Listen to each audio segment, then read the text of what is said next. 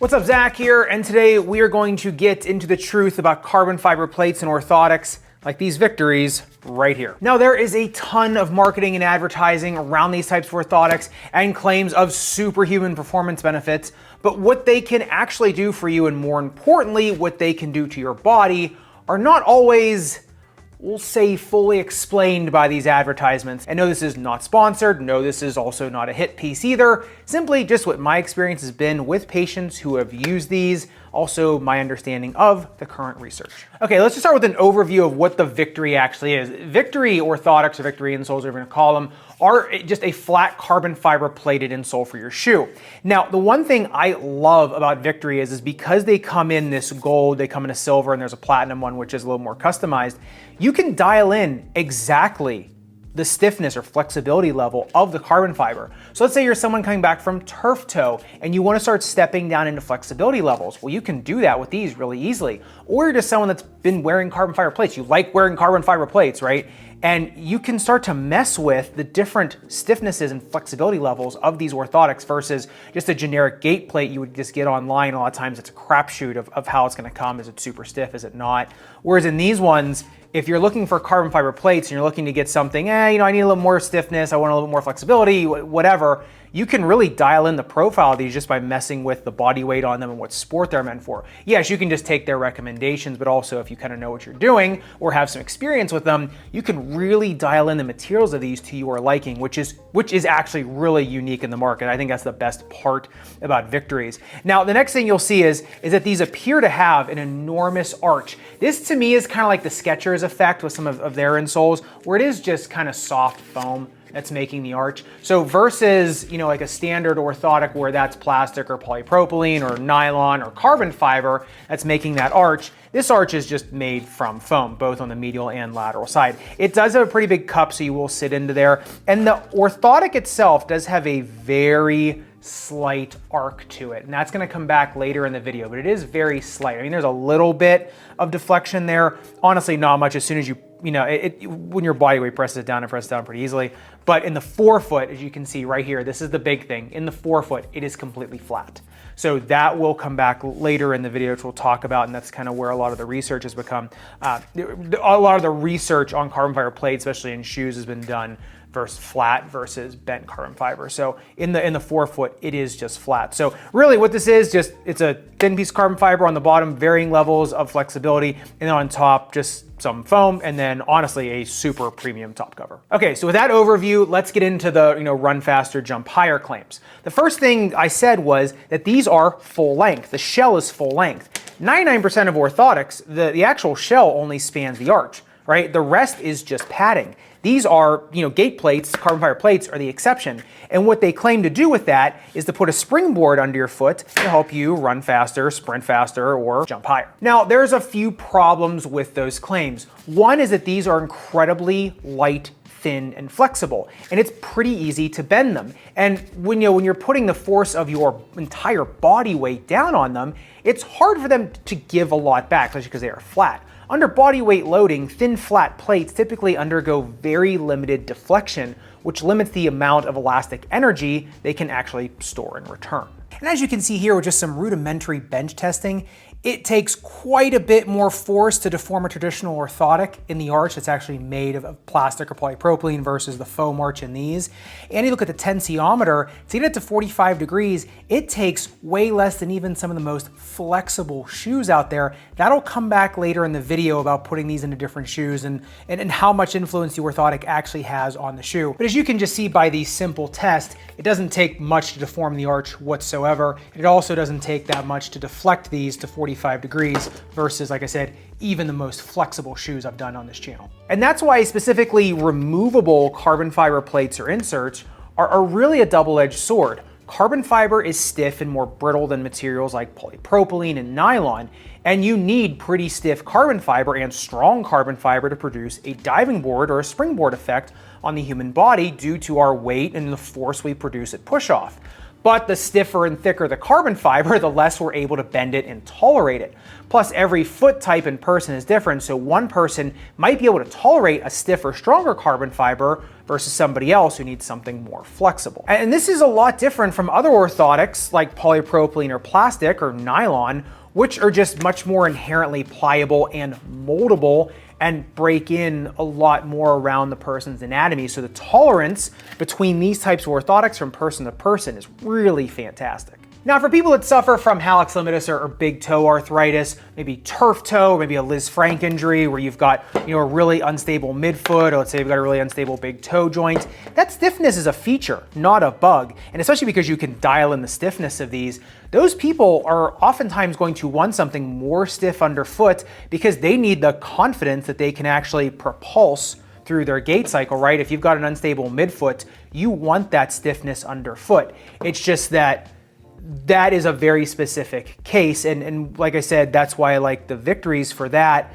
because you can dial in that stiffness so precisely. Now, the other thing I made sure I made mention of right away is that these are pretty flat insoles, right? When you look at what they are inspired by, you'll notice a very big difference right off the bat. As you can see, these carbon fiber plates, number one, they are bent pretty significantly, and they're part of a system. They don't do anything magical on their own. It's the interaction of this pre-bent carbon fiber plate sandwiched in between thermoplastic foam that produces all that energy return you see in these studies. The reason you see bends in these plates is that it increases their deflection. Curvature increases the ability to deflect under load, which then increases energy return when force is applied to them. Your foot is also usually standing on foam, not the plate itself. So your foot is allowed to go through a much more natural gait cycle in the forefoot because it's interacting with the more compliant foam up here. But the force of your foot, the force your foot produces through that foam, also deflects this already bent plate within the foam, which then interacts with the rest of the shoe and produces a springboard effect. And if you look at the research, even when the carbon fiber plate is bent, the geometry is very well studied. It's part of a system in terms it also has thermoplastic foam. Some studies show a maximum increase of 4% in running economy. And in some studies, it's shown that there is absolutely no difference in terms of sprinting, in terms of jumping, in terms of it being across people, right? There's no universal benefit. It is person dependent. It just shows you, even when it is part of this giant system, your body and your training, right? Your anatomy, your biomechanics and physiology do account for a lot more versus the plates, even when they are part of this, really significant and robust system. But going from plates that are within a system to, independent plates, when you look at independent carbon fiber plates inserted into shoes, the research is even more scattered and murky, with some studies showing gains of about 1% in sprinting, others showing no consistent improvement, especially in jump performance. The other thing I see, the problem with these being flat insoles more comes from customer confusion because they do have, like I said, this little bit of a faux arch there. And remember, VKTRY markets themselves as, and other carbon fiber, plated insoles, market themselves as a performance device, right? They're meant to make you more explosive, the jump higher, run faster things. But there's a lot of customer confusion I see in my office that people equate these with other traditional orthotics with more structural arches and more flexible forefoot that are used for treating things like plantar fasciitis, Achilles tendonitis, arch pain. And although these will have some arch contour in the beginning, and although I'm sure some people might find some benefit from these in terms of those, when you're treating issues like that, to me, the standard is still more structural arch support, right? Deeper heel cups, flexible forefoot, that, really nice arch contour going down the medial longitudinal arch, or, the arch that your midfoot, right? The mid part of your foot creates. So, like I said, that's nothing against VKTRY. They're advertising these as, more performance devices. It's just that when patients come to my office, they equate this because it's got a foam arch with this because it's got a structural arch. They just aren't the same thing. You just have to know what you're buying. And speaking of the shape of, these carbon fiber insoles versus the shape of these carbon fiber plated shoes, remember how I said these were, these orthotics were inspired by these super shoes? Do you know what these were inspired by? It was the carbon fiber blades of prosthetic limbs, which you can see on a lot of Paralympic athletes. See? No coincidences. All right, but let's talk about some normal foot motion, normal foot mechanics. When you put a carbon fiber plate, right, directly underfoot with no significant buffer between the foot and the plate, another issue can present itself. And that's the issue of disrupting those normal foot mechanics. Because your first MPJ right here, big toe joint right at the ball of your foot, that first MP joint right there is arguably the most important joint in your foot for normal motion, and especially athletics. And for normal motion, you need about 60 to 65 degrees of dorsiflexion or extension here for normal push-off. And you especially need that motion for getting low and shifty when you need more of that nimble reactive footwork. Now, when you put a stiff plate under there, it stops all that motion. And in some instances, especially in higher arch feet, it can really hurt underneath of that joint, right? Because there's no compliance there.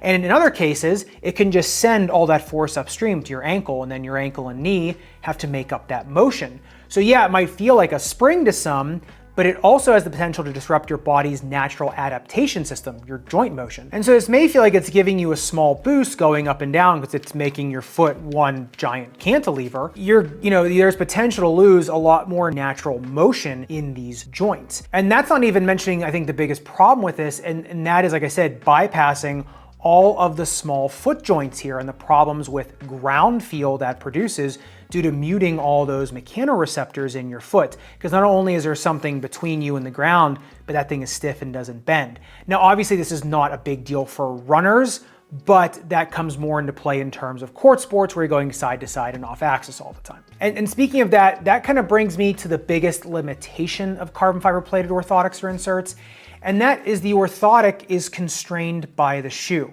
So its diving board effect is largely dependent on what is going on with your shoe's midsole and outsole and just the overall shape of the shoe.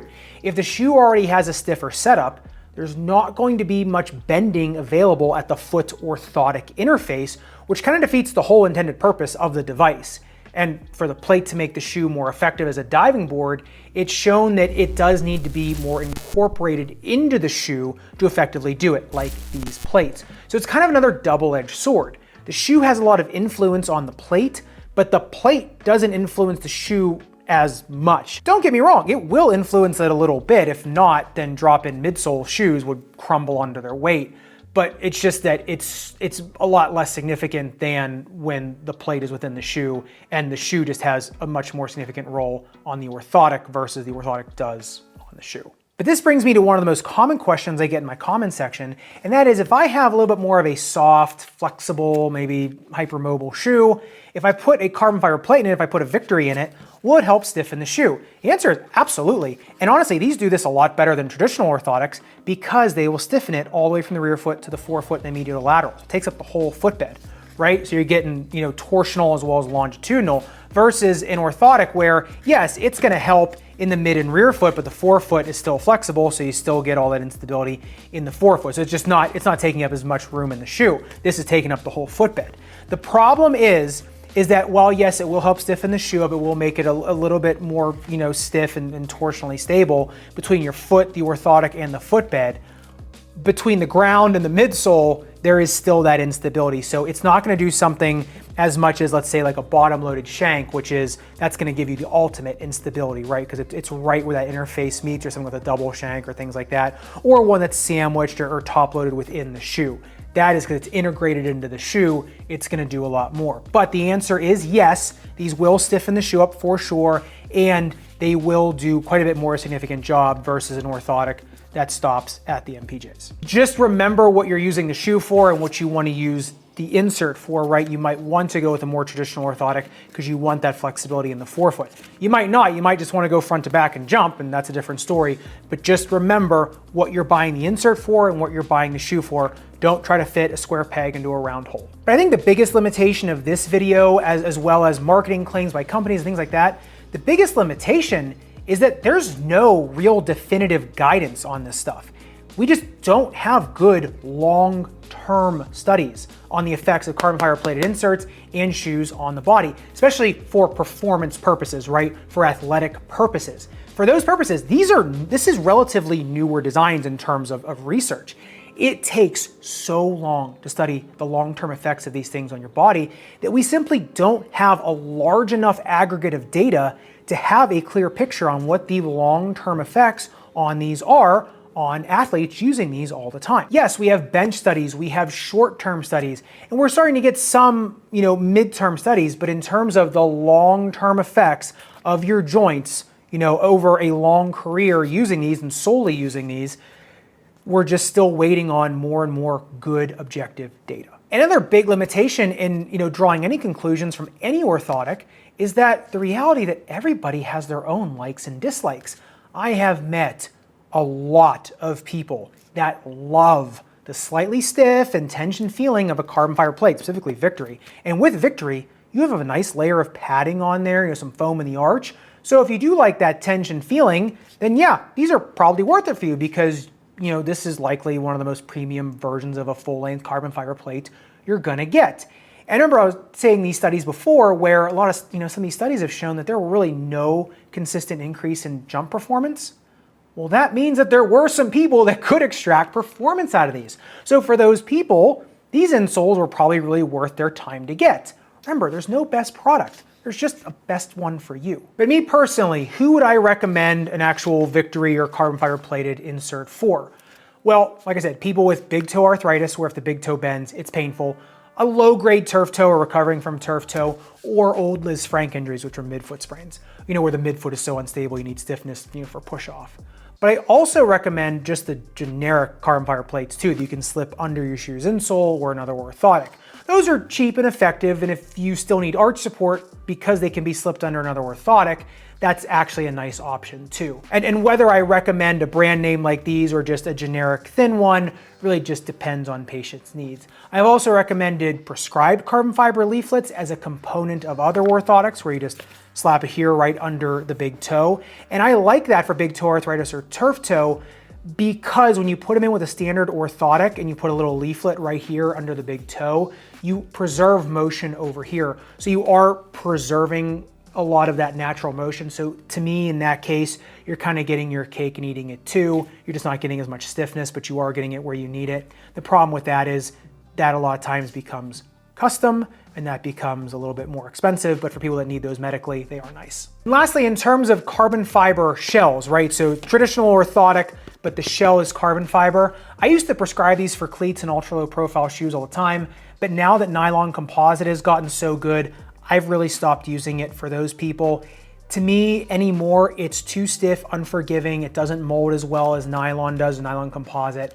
So anymore in terms of, carbon fiber, if it's not a full length thing like this, I'm not really doing it for anything other than, I'd say, a full length plate for a springboard or, for big toe arthritis and things like that. In terms of shells, I think we got better materials now. So I hope this video helped you. I hope it helped clear the waters. If you're still super confused by this stuff, it is always a good idea to go find a board certified podiatrist, foot and ankle surgeon, sports medicine specialist to also help you get an exam and to see, kind of help you give an objective opinion on what the best tool is for you. And speaking of things that are overhyped, sometimes overblown, but there are some interesting use cases for. If you want to see what the biggest lies are on recovery footwear, another hot topic right now, make sure you click into this video right here, subscribe down below.